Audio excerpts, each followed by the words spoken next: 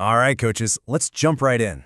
We're going to break down a system that can absolutely change your entire offensive identity. And believe it or not, we're pulling it straight from the 1968 Iowa State single-wing playbook. Yeah, you heard that right. We're talking about a blueprint for smash-mouth, downhill football that frankly solves a ton of the problems we all face today. I mean, this is the question, isn't it? We've all been there. You've got an absolute stud at running back or a fullback who's tough as nails, but maybe your quarterback is more of a manager than a playmaker.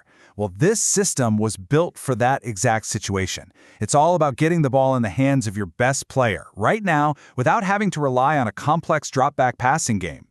So here's our game plan. First, we'll talk about why these old-school ideas solve modern problems. Then we'll define the identity of this offense. We'll get into the real meat of it, with the bread-and-butter play, the sweep. After that, we'll look at the counterpunch, how to win up front, and then, the best part, a simple day one install you can take right out to the field tomorrow. Okay, Section 1, Old School, New Problems. We're digging into a 1968 playbook to find some answers. Look, this isn't about being nostalgic for leather helmets. This is about finding proven, hard-nosed concepts that create real advantages on the field, especially when you might not have all the athletes in the world. And that's really the bottom line. This is all about establishing an identity. You're lining up and telling the defense, hey, we're going to be more physical than you at the point of attack, and you're going to have to deal with it. It totally takes the pressure off a young quarterback and puts the focus right where it belongs on leverage, execution, and just plain teamwork up front. That brings us right to Section 2, the single-wing identity. And the subtitle here is everything. Creating a numbers advantage before the snap. You know, modern spread offenses do this all the time with crazy motions and formations. The single wing, it does the exact same thing, just by creating an unbalanced line. It's simple, but it is brutally effective. Okay, now check this out. This is the strong right formation. Just look at the alignment. We've instantly created an extra gap to the strong side. The defense, they have to adjust right away. They've got to declare their strength, which tells us everything we need to know. We are forcing them to react to us before the ball is even snapped. That's a huge win. And this really shows you the whole philosophy in a nutshell. First, power. We create that strong side and we are going to hammer it. Second, deception. And we're going to see in a minute how our biggest plays look exactly the same at the start. Third, misdirection. When that defense starts to overplay our power, we've got traps and counters ready to go. And finally, the direct snap. Let's get the ball to our best guy and let him get downhill, now. All right, let's get to the good stuff. Section 3, the bread and butter, the sweep. We're breaking down the one play this whole system is built on, Sweep 12. I'm telling you, if you can run this one play, everything else just opens up. And here it is, the playbook says it all. We are trying to sweep the end. The goal is that simple, but man, the execution is a thing of beauty. We're getting our tailback out on the perimeter with a convoy. We're talking a fullback and two pulling linemen, creating a massive numbers advantage right on the edge of the defense. Now look at the detail here.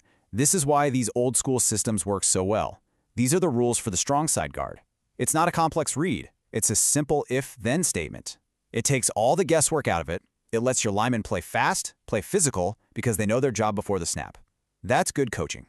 And that brings us to the absolute engine of this offense, the pulling guard. This is how you create that local superiority at the point of attack.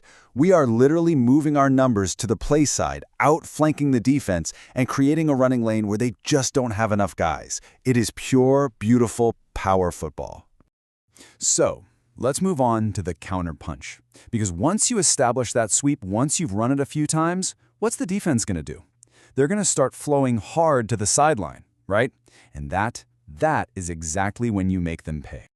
Just take a look at these two plays, side by side. On the left, our bread and butter sweep 12. On the right, the counter, 92 pass. Now look at the initial movement of the backfield, of the pulling lineman. It's identical for that safety or that outside linebacker, that conflict defender. This read is impossible until it's way too late. And the playbook tells you exactly who you're attacking. It says, these plays put tremendous pressure on that strong side defensive halfback.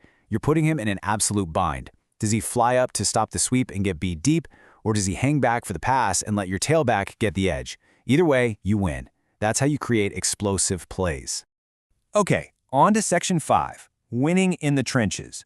Look, none of this fancy stuff works if you don't own the line of scrimmage. But the great thing about this system is that it relies on just a few core techniques that your guys can really master. And here's one of those key techniques, the front pivot. The playbook calls it a retaining block. It's designed specifically for that defensive lineman who wants to shoot a gap and just create chaos in the backfield. This is a fundamental skill that completely neutralizes one of the defense's best weapons against you. And that leads us right to the trap play. What do you do when the defense starts getting really aggressive, slanting inside to stop your pullers? You trap them. On play 98, we actually want that D lineman to penetrate. We let him cross the line of scrimmage, then our weak side guard pulls and just kicks him out from the side. We use his own momentum against him and open up a massive hole right up the gut. So let's get practical here. Section 6, your day 1 install. How do you take these concepts from a 50-plus-year-old playbook and get them ready for Friday night when you only have a few hours of practice? Simple. You start small and you build from there. Here it is, your day 1 plan. It couldn't be simpler. You start with one formation, strong right. You master one play, sweep 12. You drill one counter off of it, the 92 pass. And you focus on one fundamental block, like that front pivot. That is it. You can build an entire offense off this simple little package. Just rep it till it's perfect, and then you can expand once your guys get confident. So when it all comes down to it, what are we really looking at here? We're not just looking at old plays on a piece of paper. We're looking at a timeless philosophy of football. It's about creating a numbers advantage. It's about using deception. It's about building your system around what your kids do best. Ultimately, it's about building a tough, physical identity that wins football games. And maybe, just maybe, this old playbook is the exact secret weapon your offense has been looking for.